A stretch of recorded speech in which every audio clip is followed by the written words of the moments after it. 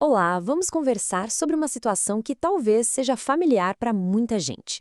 A pessoa se esforça, faz dieta, alcança o número desejado na balança, mas quando se olha no espelho, o resultado não é bem aquele que se esperava, sabe?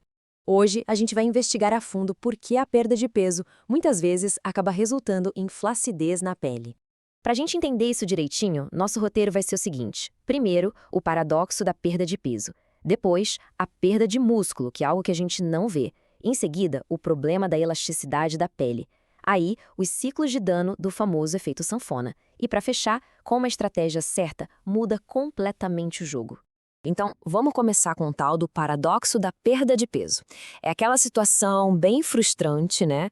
Onde a balança diz uma coisa, mas o espelho conta uma história bem diferente. E a pergunta que fica é essa: por que o número na balança não conta a história toda? A resposta, na verdade, está no que realmente se perde durante o emagrecimento.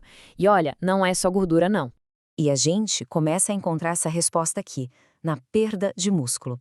Durante um processo de emagrecimento, o corpo perde uma mistura de gordura e água, claro, mas também um componente fundamental que muita gente esquece: a massa muscular. E olha só que dado impressionante. De 20 a 30% de todo o peso perdido numa dieta pode ser, na verdade, músculo. Isso é uma fatia gigantesca. E é exatamente aí que o problema da flacidez começa a se desenhar. Quando a gente olha para essa composição da perda de peso, fica super claro. Para cada quilo que vai embora, uma parte bem significativa não é gordura. Isso só mostra o quanto de músculo pode ir junto no processo, se não existe uma estratégia, o que nos leva direto para a questão da flacidez. Tá, mas por que isso importa tanto? Pensa assim: o músculo é a estrutura que sustenta o nosso corpo. É como se fosse o andaime de um prédio. Se parte desse andaime é removido, o que acontece com a cobertura, que no caso é a pele? Ela perde o suporte e, bom, ela sobra. Tudo isso se resume a um conceito-chave: composição corporal. Não é só sobre o peso total, mas sim sobre a proporção de gordura e músculo que se tem no corpo. Perder peso muda essa balança, mas se a perda de músculo for muito grande, a mudança no final das contas não é positiva. Mas olha, a perda de músculo é só metade da história.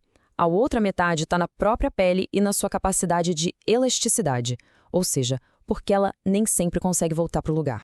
Basicamente, a nossa pele tem duas fibras de suporte que são essenciais: o colágeno, que dá firmeza, dá estrutura, e a elastina, que é responsável pela elasticidade, sabe? Aquela capacidade de esticar e voltar. E é aí que mora o conflito. De um lado, uma perda de peso muito rápida, onde o volume do corpo diminui de forma veloz; do outro, a velocidade com que a pele consegue se adaptar. As fibras de colágeno e elastina simplesmente não dão conta de encolher no mesmo ritmo. O resultado? Excesso de pele. E para complicar ainda mais o cenário, tem um fator que piora tanto a perda de músculo quanto o dano na pele: os ciclos de dano. A gente conhece bem pelo nome de efeito sanfona. E isso é um ciclo vicioso, né? Primeiro vem a perda de peso rápida, que já enfraquece as fibras da pele. Aí o peso é recuperado, o que estica a pele de novo. Repetir isso várias e várias vezes causa um dano que vai se acumulando. O resultado final é que esse estica e encolhe repetido vai danificando as fibras elásticas da pele com o tempo. É como pegar um elástico de dinheiro e ficar esticando sem parar. Uma hora ele perde a força, perde a capacidade de voltar. A pele reage de um jeito muito parecido. Bom, já entendemos bem os problemas. Agora, vamos para a parte boa, a solução. E ela está aqui, na nossa última sessão. A estratégia é tudo. É aqui que a gente muda o foco de simplesmente perder peso para otimizar a composição corporal.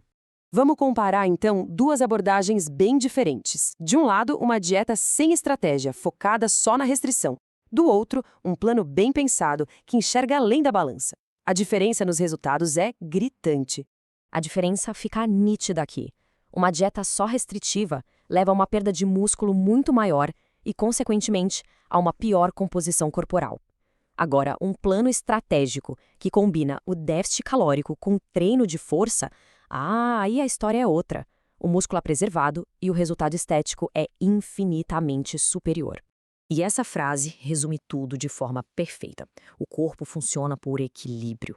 O emagrecimento ocorre por déficit calórico, mas sem estímulo muscular, o corpo perde sua estrutura.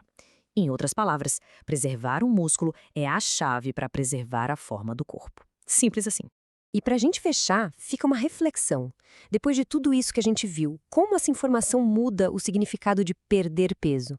Talvez o objetivo não devesse ser só um número menor na balança, mas sim uma recomposição corporal inteligente, focada em manter a estrutura que nos dá forma e firmeza.